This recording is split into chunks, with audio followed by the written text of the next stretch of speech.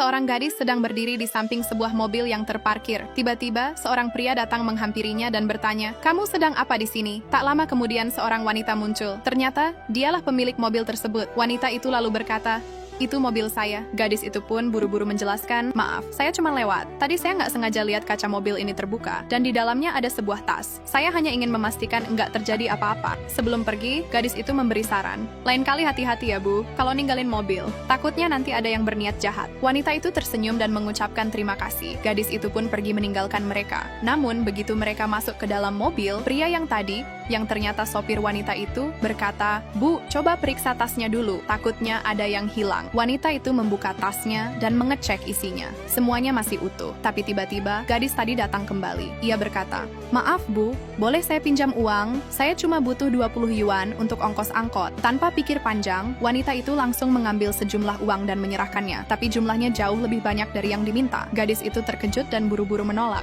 "Maaf, Bu, saya nggak bisa terima uang sebanyak ini. Saya cuma butuh ongkos, bukan lebih." Wanita itu lalu menghentikan gadis itu yang hendak pergi. "Tunggu, kamu mau kemana sampai harus pinjam uang segala?" Gadis itu menjawab, "Saya mau ke rumah sakit, Bu." Setelah itu si wanita pun menawarkan tumpangan pada gadis itu.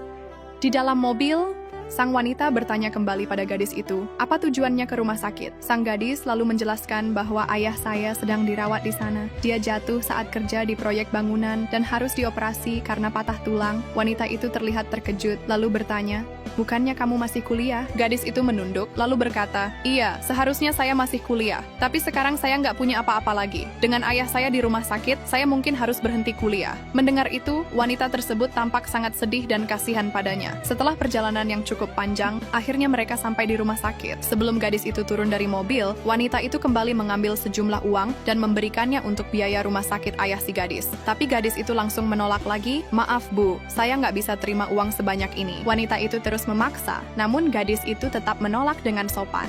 Akhirnya, gadis itu turun dari mobil dan mengucapkan terima kasih karena sudah diantar. Setelah gadis itu masuk ke dalam rumah sakit, wanita kaya itu memanggil sopirnya dan berkata, "Ikuti dia diam-diam, tolong bayarkan semua biaya rumah sakit ayahnya." Tak hanya itu, wanita itu juga menyuruh sopirnya untuk membayarkan biaya kuliahnya sampai lulus. Setelah itu sopirnya pun pergi. Kebaikan hati yang tulus tidak akan pernah sia-sia.